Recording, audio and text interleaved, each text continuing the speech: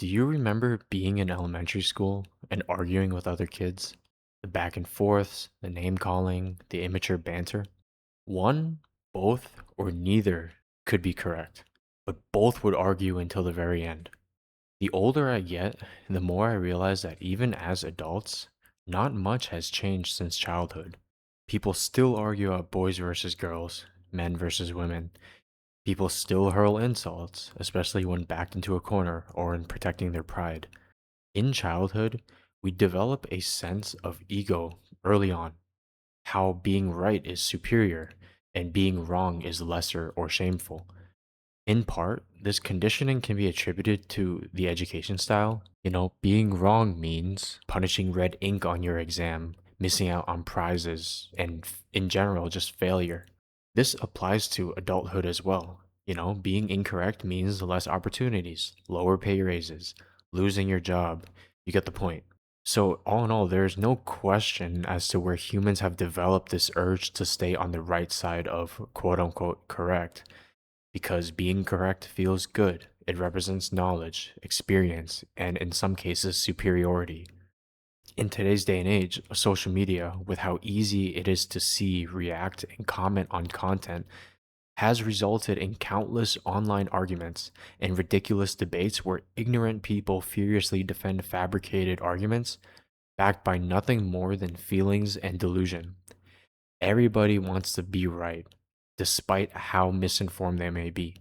And this misinformation can spread like wildfire. Trends influencing masses of people, but are rooted in shaky foundations. And these social media platforms are really just a cesspool of misinformation and people trying to prove dominance over one another. And the people that participate in these are really just naive sheep at the end of the day. Changing your mind when the facts change is an important skill to learn, and it's not actually as intuitive as it may seem. Stubbornness in itself is a defense mechanism, right? It protects the ego and preserves those feelings of those benefits of being right that I mentioned earlier. And it honestly takes active humility and self awareness to acknowledge wrongs in order to improve yourself for the future. In a way, you can think of this like investing, where the idea of putting money at risk seems dangerous, but it can actually be a path for growth in the future. The problem arises when people are blatantly or clearly incorrect, but are willing to die on their hill.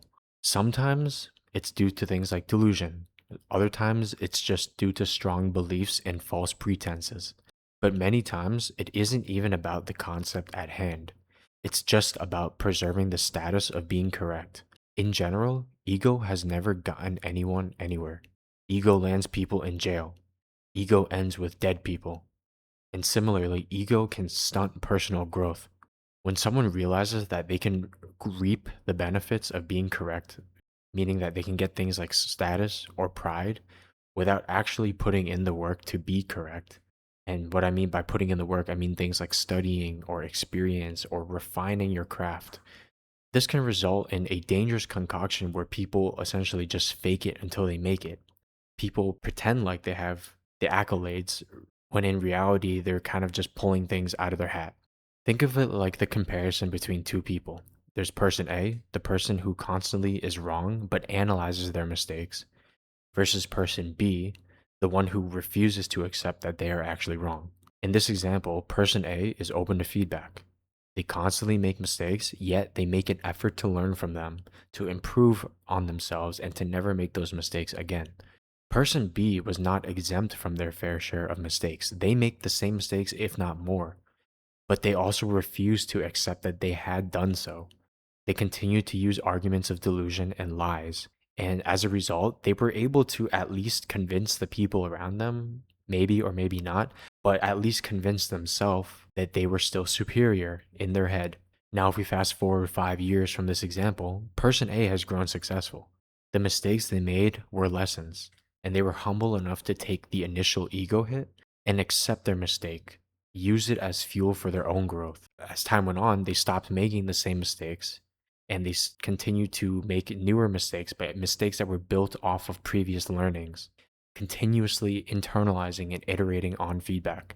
With person B, on the other hand, they remained stagnant The mistakes they made were just brushed under the carpet over these 5 years. Their ego got in the way every single time and continuously blocked them from growing. And instead of using those mistakes that they made as fuel, they really just viewed them as a threat to their status. And they did whatever they could to hide them. Now, at this point, whatever status person B thinks they may have has really just diminished. Because at the end of the day, you can fake it as long as you want, but the truth will eventually come to fruition. The truth is what wins in the end.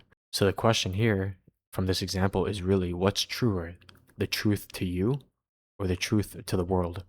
This was just an example, but I'm sure that you could pick a lot of people in your life that represent this. And I know for a fact that I can point out a lot of people in my life that think like this. No matter how much evidence I presented to these people, how many scientific studies, research papers, you name it, they simply refused to accept the fact that they were proven wrong. It was people without accolades that would continuously push the idea that they were more correct. They were more correct than engineers. They were more correct than doctors. They knew more than dentists, than lawyers. And then in the same time, right, whenever I would challenge them or anybody would challenge them for the matter, focused debates that started off pretty polite would always turn into attacks because the upwelling of shame and embarrassment that they felt from being incorrect was interpreted as a personal attack. That's an important key point. A lot of times when friendly arguments erupt into full on like fights with insults, it's typically because one or both parties began interpreting things like a personal attack, an attack against their intellect, an attack against their ego. The shift in mindset from viewing this as a personal attack to an opportunity for constructive criticism, in my eyes, is a hallmark indicator of mental maturity. It is very difficult to grow your mindset, to grow your craft, and to improve yourself as a person if you do not accept and humble yourself enough to be able to take losses as constructive feedback. The lesson here at the end of the day is that failure to accept or adjust viewpoints with the introduction of new information is delusional. That is quite literally the definition of delusion, and it will only damage you in the long run. It's okay to change your mind. Quite frankly, it's more than okay to be wrong. It's normal, and it honestly should be encouraged. Nobody's perfect.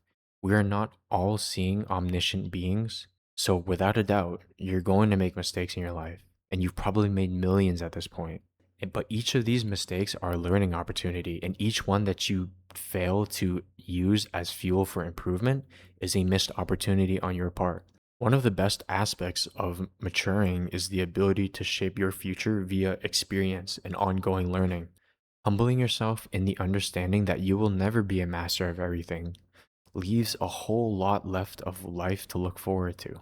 Imagine a video game that has never ending content, that you can never figure everything out and complete all the missions.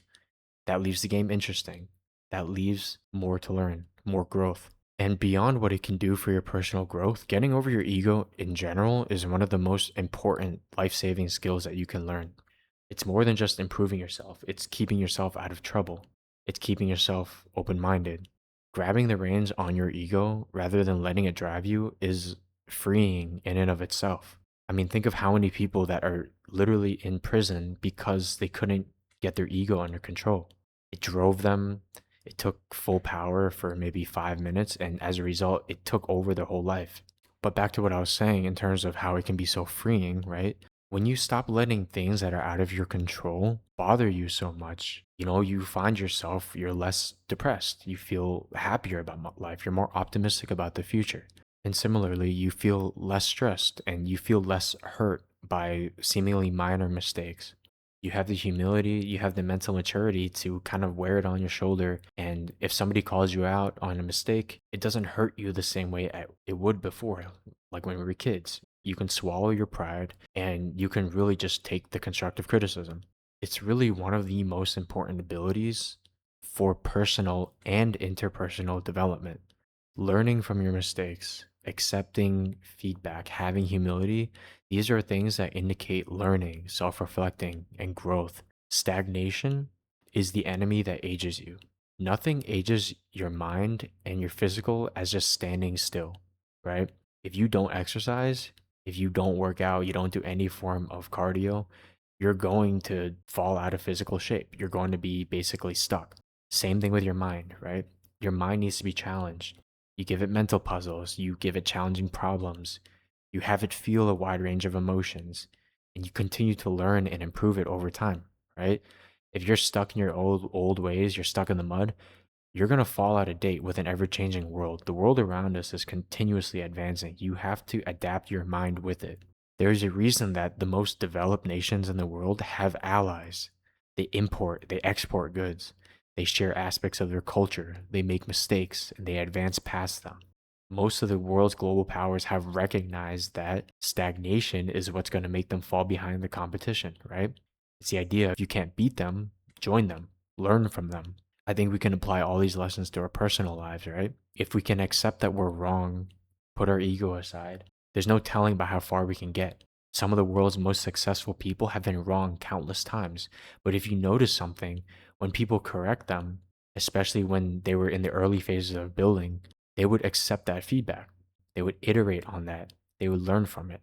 They've been told countless times that they were failures, that their product was never going to work, but they use those as lessons.